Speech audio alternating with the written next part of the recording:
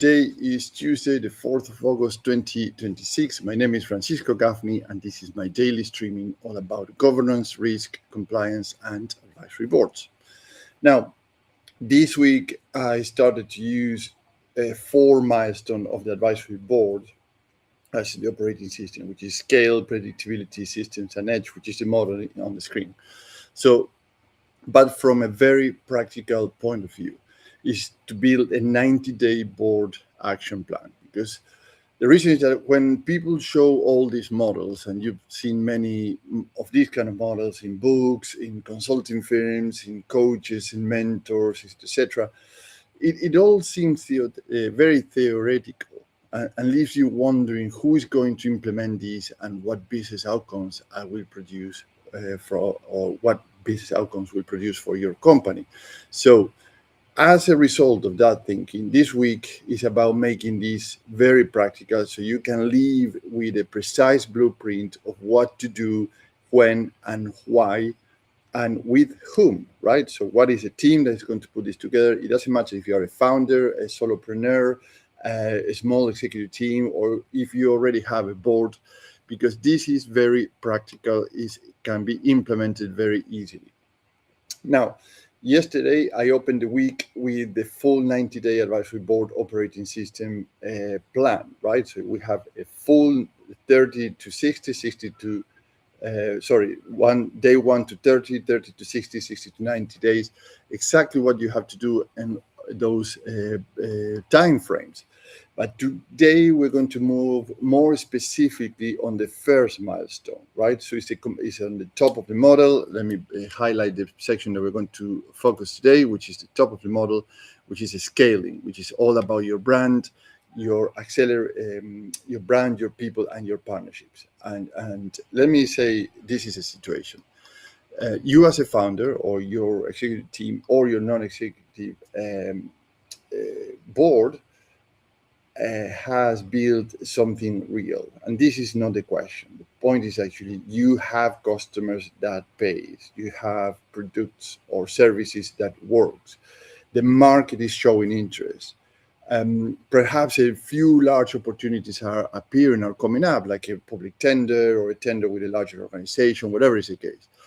Or potential partners or distributors or resellers, you start to open conversations with them. It's very exciting because this is going to, the way that we're going to accelerate our company is our opportunity to go to market in a big, big way. So you as a founder or your executive team or the non-executive director thinks or the look and say, we are ready to scale. And this thinking comes from the evidence or the signals more than anything else that is coming from the outside of the organization. So you can understand why. Is in your mind is very clear that you see, yes, this is a way to go forward. Enough is working to make the next step to feel very obvious. But that is exactly where the risk sits. And it's not to slow you down and to say, oh, here we come, all this risk, all this a problem. No, this is how to do the things in a very clever way, in a way that actually doesn't come back to you in a bad way in the future. And then you are in this situation that you are putting fires down all the time, right? So this is a kind of measurements to make sure that actually the next step is a step that actually stays and doesn't create more problems than the problems that you have today. So scale is not obvious to everyone all the time because it needs some testing. And here's a few problems that you're going to find, or if you are facing them, probably you are going to relate to them. Number one is that you, as a founder, mistake those interests for signals to scale the company. So interest means people want to know more or are approaching you or they are having very meaningful conversation about what to do next. But scaling your company means the business can sell, deliver, support, report, and repeat without this chaos that is coming in the near future if you go that way. Now, how to address this? A successful pilot does not prove the full delivery model. A business pilot does not prove conversion, right? But a few strong customers do not prove repeatability either, right? So if you have a very big tender coming up, but doesn't guarantee that actually it's going to be a repeat business for the coming future. So you have to look into that with a magnifying glass to ensure that you have the right thing there.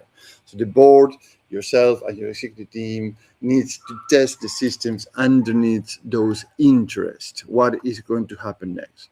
The second problem you're facing or you're going to face is that the brand still depends too much on you or a few people in your organization. And this, what it means is, it means that only you can explain the story with confidence. Only you can understand the problems deeply. Only you can handle objections and adapt the message in the room as you have these conversations. That is very useful at early stages of organization because you are the visionary, you are the person that actually bring this company to life. But at this stage, if buyers, partners, and investors only understand the offer after speaking with you exclusively, the company does not yet have the portable brand. It has a talent spokesperson, which is yourself, right? So you are the talent that actually can speak and handle all these things, but it's not portable, meaning it's actually not the brand itself, and it cannot be taken by anybody in your organization or a new hire and self-explain and handle objections and provide solutions and services about the brand knowledge of people have about it, right? So this is a big problem that you have to start to move yourself from being the spokesperson and start to be and delegate that to other people in your company. And the third problem is that partnerships makes the company look bigger. This is very true before making it stronger. So you have to have a very strong core before going into large partnerships. So a well-known partner, for example, can add credibility to your organization. That is absolutely fantastic. A distributor can open a new market. Absolutely brilliant. A referral partner can create leads. So your sales team get an influx of leads. But on the other side of the coin, a poor partnership also weaken your pricing, blur the customer ownership, create inconsistent services, and hide weak reportings. So the question you should be asking is not anymore who can open doors for us. The right question at this stage is who help us scale with control. You have to keep that control. So in other words, imagine that moving you can imagine this as moving from a small office into a much larger one, right? So it's lovely to have that extra room, which looks impressive, windows, floor to roof, etc. But if the roles, the systems, and the ownership are unclear, the business had not solved the mess really. And I say the mess, it probably is a bad word, but actually in reality feels like that, like the growing pains, as they call it. What it does is spread these problems across a larger floor. So the communications start to get more complicated. The ownership start to get more diluted. The blaming across departments start to be more evident. So people are blaming each other because actually because it's so spread now that is so much distance between you or the people that actually are responsible or accountable for the things that they have to do, that actually it's much easier to push back and say, well, not my problem really, because this originated somewhere else. That means actually the base of the organization is not strong enough to this larger space that you're occupying in the market. So as a board advisor, what I would propose to consider is three things. Number one, start with the brand proof sheet, right? So we're getting into very practical things here. Don't worry about taking notes. You can watch this video again because it will be in YouTube, in TikTok, everywhere, and LinkedIn. So keep it, this brand proof sheet in one page. And I love one pagers because force you to simplicity, to dumb down the language, to make it practical. That is the purpose of the one pagers. So in that one pager, few answers you need from the following questions. What promise does the company make, right? So in terms of your branding, what you're promising to the market, what evidence supports that promise, right? So it's not just a promise. So what is the evidence that supports it? Which customer results prove it, right? So if you don't have customer, at this stage, you should have customer results that can prove that evidence and that promise. Which objections keep appearing? And here's the interesting thing, because you can start objections and bad reviews is not a bad thing. Actually, it's a wonderful thing, because actually it gives you the view of the things that escape you, right? So then you can reinforce that message, reinforce the evidence, reinforce the satisfaction of your customers, addressing those particular points. Yes, you might sometimes you say, well, this is not fair, because it's people actually, people is people, and they do things that you disregard the noise. But some of these objections and some of these bad reviews are genuine. Understand that those are the ones that you had to pick up and test it against your branding and your promises and your deliveries, etc., etc. So the other thing is, what do you as a founder still need to explain that the market does not understand on its own? And why I'm saying you as a founder, because sometimes or many times the founders are still the spokespersons of the company. So if you're not there, things don't happen. So it seems actually when I come here, everybody is active, everybody is working, not everybody working, everything is working. The boost of energy in your company is amazing. I go for a week on a business trip and I come back, and Monday feels like everything drained and shrunk.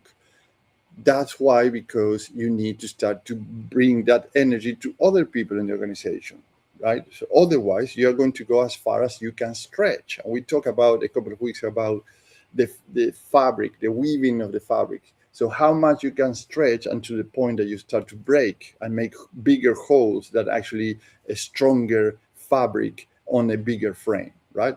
So after asking these questions, test your message, right? So ask a salesperson, a delivery lead, a customer to explain why the company wins. If the three answers are completely different, so you have a brand issue there, still needs work. So people should pretty much respond pretty much in the same way or in a very similar way about the same questions in terms of your branding. The second suggestion is build a people capacity sheet, right? People capacity sheet, your teams, your human resources. Who owns the sales, for example? Who owns the delivery? Who owns support? Who owns partnership? Who owns risk? Who owns the board information? Who takes over if you, as a founder or as a part of the executive team, are needed in 3 locations at the same time in the same day? Now, why all this question? Because this offers a very good perspective on dependencies, decision hierarchy, and accountability. You want to make sure that everybody owns a piece of the responsibility of what they do and how they do it. You cannot allow that people start to blame others or say, oh, this is not my field, this is not my department. It is your department, it is your field. And if something is not coming the way they should come, you have to raise that question to the company and say, hey, I love to do my job as they're supposed to do. I am accountable for what I have to do, but at the same time, I have an issue here. So what's going on? That actually the things are not in the flow of the activities, are not coming into my desk the way they should for me to be responsible for this, right? So it's a different approach than I saying, oh, this is not my fault. Now, what you will notice with this, that the company has good people, but decisions ownership is still concentrated. You will start to notice this right away. So what you want, a good friend of mine always said, nobody gets up in the morning looking to fail. So you don't get up in the morning to go to work and say, I'm going to fail today. No, everybody gets up in the morning and get frustrated, anxious, angry sometimes because they want to succeed. And the environment perhaps is not welcoming that interest to succeed. I'm not saying manipulating things or corporate ladder. I'm saying actually, naturally we want to do good, so bring that environment to place. So the other thing that you will notice is the trust of your team. You trust your teams, but not yet transferred enough judgment to that team, right? So you have to transfer whatever. Remember the question I said, what will happen if you are needed in 3 places at the same time, the same day? You have to leave that dependency of the information and judgment and knowledge to other people in your team. And a third thing that you will notice is that people are working hard. They are working hard, but the operation roles are still too dependent, again, on informal knowledge. So you have to have your operational procedure, you have to have your workflow processes, you have to have your hierarchy of dependencies and responsibilities, etc., all in place and well documented. The third thing is a partnership control sheet. So list the 5 most important current or targeted partners that you have in your organization. For each one, ask 4 questions, only 4 questions. Do they improve access? Do they improve margins? Do they improve controls? And do they improve credibility? So a partner who only improve access may still be useful, but that should know that what risk comes with that access. It should know who owns the customer. It should know how pricing is protected, what information arrives and when you should know how poor delivery or weak conduct will be handled too. That is what turns a partnership from a hopeful relationship into a business asset. And remember that you're always looking into asset as part of your intellectual property, how to handle the partners' relationships. So the advisory board here helps because it brings independent judgment into each of these 3 areas, right? So a brand specialist may challenge positioning, a people specialist might challenge role design and succession depth, a partnership specialist might challenge the commercial model and the control terms. You do not always need to hire all 3 permanently, and that is a beauty of advisory boards, because you can change roles as you need them every 6 months or so. So you need the right judgment around the scale milestone that you're looking for in terms of your branding, your people, and your partnerships. That is a more calmer, at the same time faster and more focused route than adding headcounts before the company understands the real blockages in your organization. Now, how I can help you? 3 things: business outcomes, differentiators, and risk reduction. In terms of outcomes, is the 90-day scale readiness plan that turns your brand, your people, and your partnership into evidence that you can trust and test. In terms of differentiator, we put together an international advisory board that match your current growth constraints, what make your market entry, your commercial, brand, and people and partnership exercise faster or experience faster than hiring one executive with a lower overhead than a big consulting firm with a no talent locked in. And how I help you to reduce risk by reducing the false scaling, when that mentioned earlier. You have a brilliant idea, you have enough evidence in your mind, but actually you need to produce that in the real world so that everybody can deliver on that. So the company avoids adding people, partners, and costs before the business has proven it can repeat growth without you or an executive team or the non-executive director heroics, right? So it can be repeated itself without all this key infrastructure always depending on them. So one action you can take home today, and it's doable in 30 minutes or less: create a scale map, right? And let me bring you a little model here to what a scale map looks like. It's this. This scale map helps you to understand where is your position today. Use 3 columns: brand, people, and partnerships, and mark each one with a red, amber, or green according to the following. And each one, brand, people, and partnership, score or add 1 sentence of evidence. What is blocking things? What is the late signals that prove that? And which is the missing expert or partner that you need for that particular area, the brand, the people, and the partnership. This is not an opinion. Always work with evidence, right? It's not about opinions, always evidence. If you don't have evidence, you have a big red there. And if you start a weak evidence, it's a yellow. If you have very strong evidence, that's a green. Now, if you cannot do this in 30 minutes or less, that is the first challenge, because you already identified that you need clarity on these areas: brand, people, or partnership. So let's pause it here for today and reconvene tomorrow, because tomorrow we are going to move into the predictability of the model. And we look at why investors do not fund a list of exciting claims, right? Because the clue is this: investors fund revenue, assets, and partnerships they can examine, test, and trust. Have a great day.